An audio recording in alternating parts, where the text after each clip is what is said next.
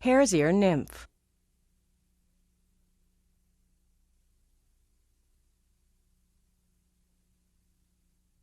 Step 1.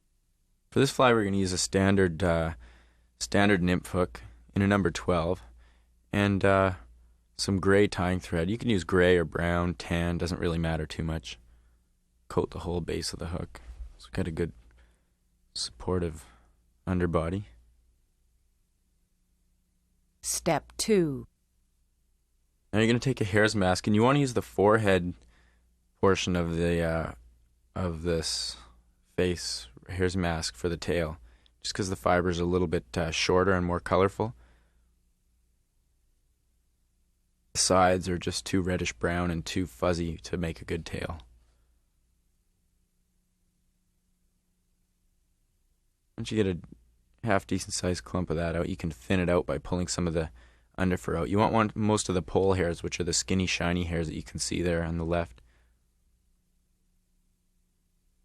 Make it at least the length of the hook gap, probably 1.5 times. It's not all that important.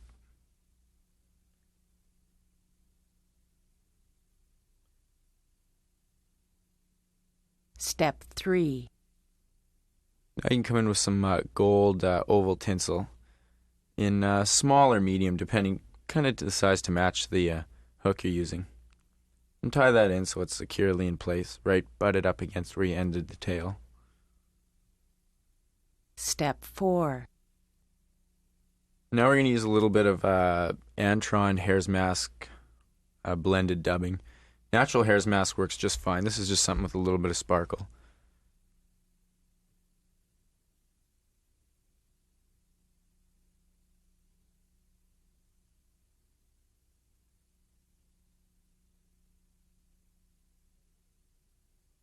This dubbing will absorb a lot more water than any kind of rabbit is always going to absorb water.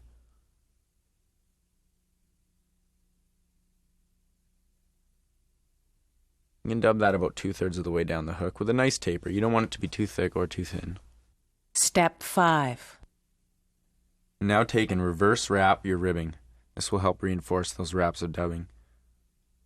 The size of the body really depends on what kind of mayfly you're trying to imitate. Usually lake mayflies are a lot thinner, and a river mayfly is quite a bit thicker, so that'll depend on where you're using the fly. It's also an option to weight this as well if you're going to be using it with a dry line and want it to sink.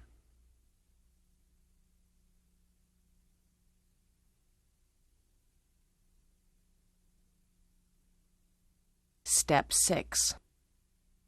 Next we're going to tie in the wing case, and we're going to use a bit of a mottled turkey feather here. Pheasant tail or grouse or pretty much anything in a mottled color will work just fine. It's not really that important what it is. You're going to make the wing case the width of the hook gap.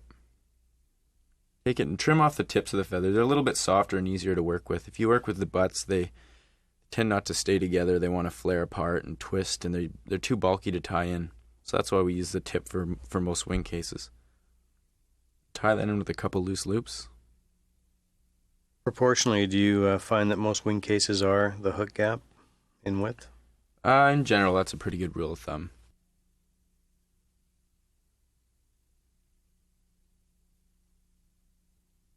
Step 7. Now we're going to add a bit more dubbing here with the same kind of dubbing we used for the body, a little bit of Antron rabbit mix. This portion of the fly is going to be a little bit bulkier than the main body, just because generally the head of a mayfly nymph is quite a bit thicker, especially for a river mayfly. I noticed we didn't talk about how far down to tie off this wing case on the last step there. It's about 2/3 of the way down we're going to leave, so 1/3 of the body is going to be wing case. Okay.